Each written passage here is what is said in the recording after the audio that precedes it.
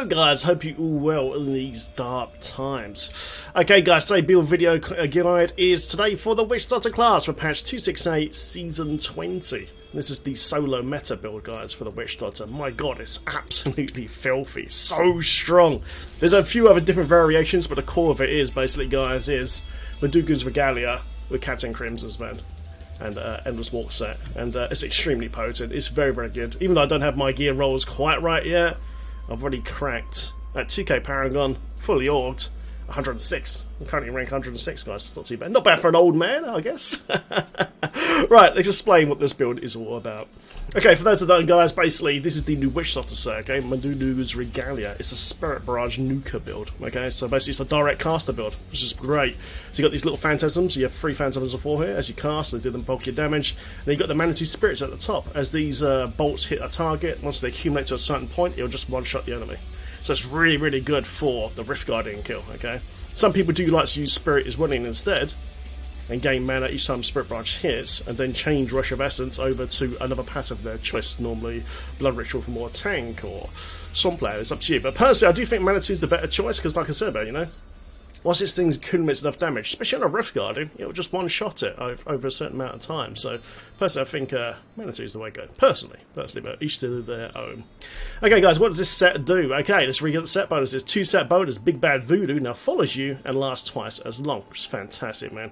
And also, guys, as you cast Big Bad Voodoo, you transition from zone to zone.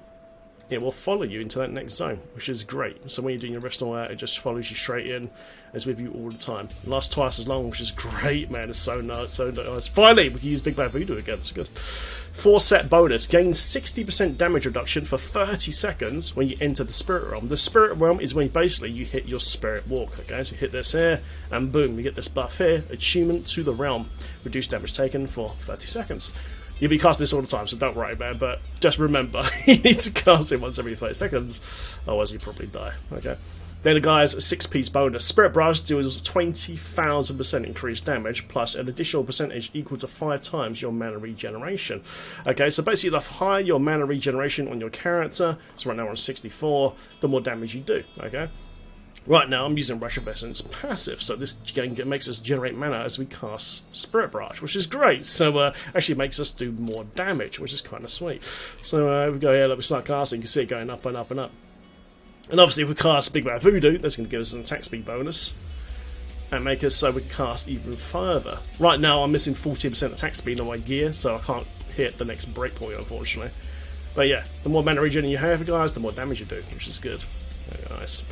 Right, okay then, so let's go for the rest of the gear, guys. Main hand, you want Sacred Harvester, man. I've been very, very fortunate with my gear rolls this season so far with the Reforges, man. I've had a lot of primals, actually. But yeah, guys, Sacred Harvester gives you 10 stacks of Soul Harvest, okay? So basically, this is where you get a bulk of your damage reduction, because it pairs perfectly here with the Kumba's Ornament Bracer. So basically, once you've got 10 stacks of Soul Harvest here, you gain 60% damage reduction. It's absolutely key to the build. These items are always stuck in Witch Starter builds, unfortunately. But yeah, key to the build, guys. And it'll keep you alive, man. Which is lovely. Offhand, guys, you can use the new Gaze of Demise. I've got an absolutely fantastic one here. Though I would have preferred if the mana regen was fit. That's just me personally. But for DPS-wise, this thing's perfect. It's crazy. Okay, guys, let's read what this setup does, man. Spirit Barrage gives the Phantasm Room. Okay, the Phantasm Room is this little spirit here. See these little 3 spirits here? This is what it's giving you, these 3 spirits here. This is where the bulk of your DPS comes from. They last 10 seconds, and when they explode on a target, they will proc the barber in the cube and do the remaining damage. We'll talk about that a bit more. Also now, guys, it goes up to 150%, and also increases the attack rate of the Meritorious Spectres as well. So, you can see right now I've got 1 Spectre out. Not really casting that very fast, okay? Then we cast 1 more Spectre. It's cast a bit faster, and when you've got 3 out, then it goes crazy. Nice. Remember that last 10 seconds, guys, the Phantasms there. Brilliant. We are using boots, chest, helm, shoulders, and gloves, guys, for the Mundunugu's set. And then we're using Captain Crimson's belt and pants. Or you can go boot and pants, boot and belt if you want to. It's completely up to you. Like, for instance, there's no point in me crafting Captain Crimson boots when I've got these absolute GG primal ones, you know, so I opted for the legs. What does Captain Crimson's do? Okay, so basically, guys, let's read the set bonuses quickly. Regenerates 60,000 life per second. Brilliant. Reduces all cooldown skills by 20%. Fantastic, because we need to keep Big Bad Voodoo Ghost Trons up as much as possible, so that's really key to the build. Reduces all resource costs as well. Then more importantly, on the 3-step bonus here, guys, damage dealt is increased by your percentage of cooldown reduction. So basically, the more cooldown you have, the more damage you're going to deal. Right now, I'm on 50.93 right now, which is actually pretty sweet. So, yeah, it gives you a huge amount of damage. And what's even better, though, is damage taken is reduced by your percentage of cost reduction as well. So it's increasing your cost reduction as well off this set. And it just gives you, it makes you basically more tanky and makes you deal more damage. It's absolutely brilliant. Nice.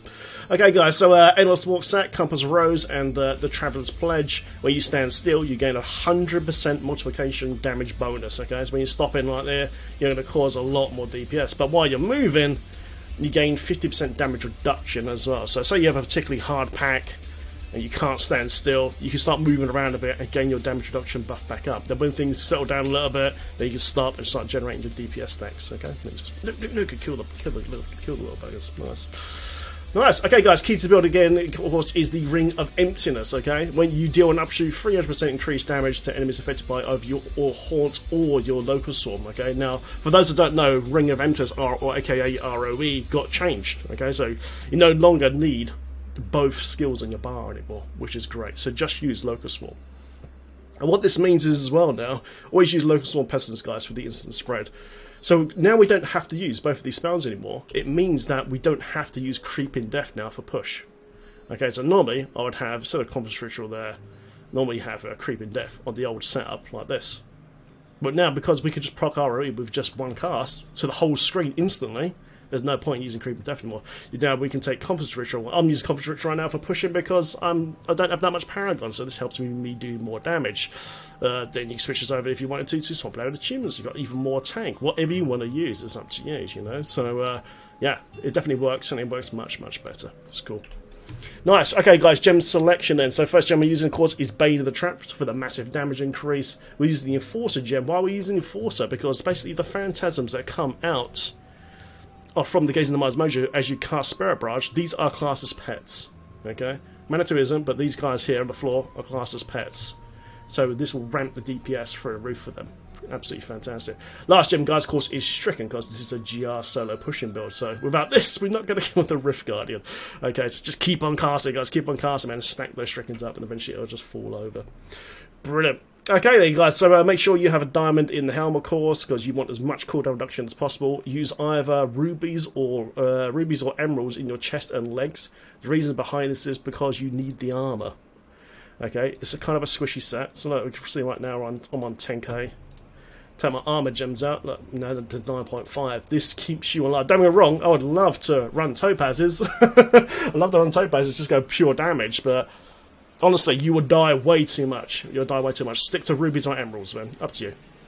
To raise your armor bonus is very, very, very important. Nice. Okay then, guys. So let's go to the cube then. What's in the cube, boys? Let's have a little look. In the cube, guys, of course, is the Mask of Jerem. Like I said earlier, phantasms are classed as pets, so we're getting extra 200% pet damage here to make these suckers hit even harder. Brilliant. The Barber, guys, of course, instead of dealing direct damage, your Spirit Barrage now accumulates onto the target, and when you stop casting, it will explode, dealing up to 500 damage to all enemies within 15 yards. And last but not least, guys, is Roaring and Grandeur to achieve 6-piece bonus on the Mundunugu's Regalia set, and of course 3-piece bonus on Captain Crimson's. Now, there's a lot of people not sure understand how Barber works, okay? So, for instance, say Kadala is a Rift Guardian, yeah? Okay? What you can do, you can go 1, 2, 3, stop casting. Now, what's happening now is that damage is now building up and up and up on the Rift Guardian, okay, Kadala right now. And when it expires, if that target is still there, the phantasm will explode on that target. But if the target walks out of the phantasms while they're building up, the target will take no damage. Okay, so you can do that method. Because, for instance, say some people, while they're pushing rifts, they like to pull in tons and tons of mobs on top of an elite pack. Now, you always want to do that. So what some people like to do is pull loads of those mobs to elite pack, cast 3 spirits on top of the pack, then cast Nado, this spell here, and drag it on top as much density as you can on top of that target. When it explodes, it just go bang, sort of thing. But what you can do is you can make your Spirit Barrage explode early. Okay, so again, say Kadar is a Rift Guarding, yeah? 1, 2, 3. Now say Kadar starts moving away, or Rift Guarding moves away, you can recast Spirit Barrage, and that would detonate remaining damage on the target before it moves away again. Okay, so even when you're just casting Spirit Barrage, because you're replacing one Phantasm every cast, you're always going to get that little bit of micro explosion damage all the time. Okay, on the Rift Guardian, I tend just to spam click anyway now. But like I said earlier, when you're doing massive pools of mobs, you can set up the bomb technique. Okay, you know, just before it gets much trash, just drag it on top of the elite pack, and then just cast Spirit Barrage on top of that and let it expire naturally, and watch it go boom. Unless they move off, of course, then detonate it yourself. But I hope that clarifies a little bit how to use the Barrage, man. Alright guys, so let's quickly go over the skills then. So Spirit Barrage, Mana 2 guys, we're going to use Mana 2 man because, like I said earlier, this little circle above your head will accumulate damage onto your target. So if we get something to target, let's say this door here, you see that? Once it accumulates enough damage on the target, it will just kill it outright. And it does work with Rift Guidance as well, which is great. It's really, really good. Like I said earlier, some people like to spin it willing. Spirit is willing, sorry, to gain mana back so they can change Rush of Essence passive over to something different. And it does work, I've tested it, works great. But personally, I think the Mana 2 thing is better because, like I said, you can kill Rift Guardians quicker. So if you get a really shitty Rift Guardian, then you can build this up and blow it up. Blow it up super quick. Piranhas, guys, Piranhado, of course, for the grouping. This is a key spell to use this burn because you want to be pulling as many mobs as possible to that elite pack. Because the more mobs around that target, when it's exploding, it's going to kill it a lot faster. Okay, don't just say this is an elite pack here. Don't just go like this on one pack, because it will take forever for it to die. You want as many density as you possibly can around that elite pack or Rift Guardian, hopefully, and it will kill it a lot quicker. Remember, in this particular setup, we are not using Creeping Death. Okay, so you've got to recast Locust Swarm every 8 seconds on your target. We're using this rune here though because it has 100% spread. So as soon as we cast it, it's going to change link to all the mods on the screen, and everything's going to be proc straight away. But remember, every 8 seconds, just count up here. Okay, nice. Okay, guys, Soul Harvest Language. This gives us intelligence bonus and armor bonus, of course, so it keeps you alive. Spirit Ward Severance. I prefer Severance because I like the mobility. But when you're pushing, you can definitely use Jaunt, guys, for an extra 1 second complete damage immunity. It's up to you, but I'm just used to Severance these days, but Jaunt would probably be the better thing to use these days. Big Bad Voodoo, Ghost Trance. What does this guys do, man? It gives you basically an attack speed bonus and a movement speed bonus. And we're using Ghost Trance because basically this is how you stay alive in this build. Okay, you want to be keeping Big Bad Voodoo Ghost Trance up as much as possible, because it gives you 20% damage reduction and it gives you 5% of your healing of your maximum life per second as well. So the higher your health pool, the better this is going to work as well. I've actually sacrificed 1,000 Paragon points right now to bring up my HP to 700k because I'm missing a life percent roll on my shoulders right now. So that's what I've done. I've given up a bit of damage to bring it up. Oh yeah, personally, I like at least 700k to push with, personally. But yeah, guys, you want to keep this up as much as possible. It is so important in this build to make sure you have your correct cooldown reduction on your gear. If you don't have the right cooldown reduction, you will die, because you need to keep this up permanently. Okay, as much as possible anyway. Okay, guys, for passives then, Confidence Ritual, of course, an extra 25% additional damage with enemies within 20 yards, which is fantastic. So you've got to be close, guys, got to be close, man. Graving Justice, guys, cooldown reduction, of course, healing the mana, brilliant. This is one of the key things here that keeps your Big Bad Voodoo up. Rush of Essence gives us all our power back, but also proc 6-piece bonus, so you can do even more damage. And of course, got Spirit Vessel, because we don't want to die, do we? We don't want to die. So yeah, like I said earlier, guys, with the Paragon points, yeah, I'll put a bit into it, man. Because without this right now, I'll go down to 560. Ugh, no, I'll just be dying all the time, man. So I'll bring it up to here. 700k for me feels about right. But like I said, I'm missing 9% on my shoulders. And the Vitality Roll on my off fan, so I have to make it up. Alright, guys, okay, so let's show this in action. I have got a GR, what was it, 125, I think, for you guys lined up here. It's just a mechanics thing. But yeah, I've already done 134 so far, guys, with this setup, man. It's brilliant. Right, here we go. In action. Okay, guys, first and foremost, guys, this is a fully orged run with basically the character you just saw a second ago. So all my orgs are done.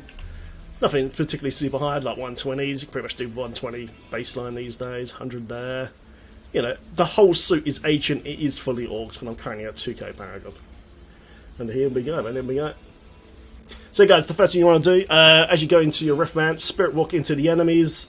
If there's enough there, hit Soul Harvest. If you don't have Soul Harvest up, you're going to die. You've got to maintain 10 stacks of whole Soul Harvest permanently on your character. If they ever drop, then you're going to die, because that's where you get all your massive damage reduction from the Kumba's Ornament and your armor stacks as well. So it's very, very important to always keep Soul Harvest Languish onto 10 stacks, as you can see there, down in the bar below. Okay, so yeah guys, the pulling method is very, very easy. As soon as you see the Elite Pack, we found one right here now. What you want to do now is just aggro as many monsters as possible. As many monsters as possible. And just cast Pestilence, and then cast Nado, group all that density on top of that pack.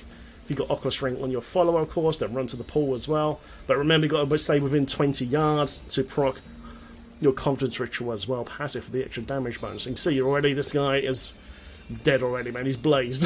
He's already blazed down. But yeah, guys, if you're looking for an unbelievably strong Witch Doctor build, man, then look further than the meta build here for the Witch Doctor. It's absolutely crazy. Remember, though, you know, this particular set, like most of the sets in the game these days, is kind of squishy. It is kind of squishy, you know, so make sure you org all your gear first. Okay, with at least 100 gems. That's what I did at the start. All your gear, with Canvas Spare, in Kanai's Cube for at least 100 gems before you even start to use this build properly for push, because otherwise you won't just have enough damage or damage reduction and you would die. As you org your gear, you have higher all resistance and you will survive the rifts much, much better. Okay. Well, like I said, you know, you could use this for like low beer rift sort of thing as well, but when you're doing the serious push, you've got to have the right rolls on your gear and you've got to have all those orgs, guys. As high as orgs as possible. Also, during this run, all my core gems in my jewellery are currently 140. There's 140, which is fairly high. But to be honest, if you get a good team, a good 4-player team, even just in publics, 140 this season is particularly easy. Because of the Kanai's Q buff, it's so easy now to stack so much great, damage buffs down, guys, for group play. So generally, I play a Witch Doctor now in 4 players as a trash DPS buster, and yeah, you just go for 140 is like really easy now, even at like sub 2k Paragon, super easy. So there we go. Yeah, so as you guys just push through, man. So you always want to be looking for elite packs.